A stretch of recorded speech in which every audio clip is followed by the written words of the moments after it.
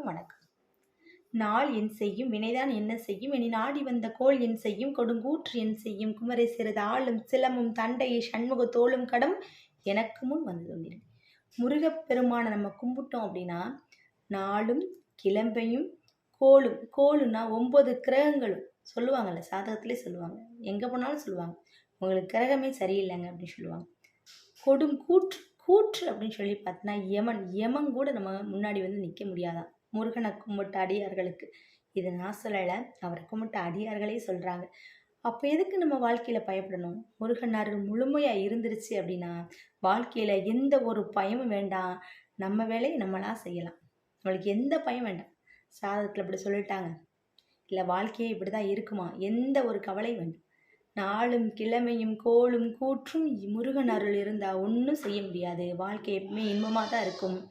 நன்றி.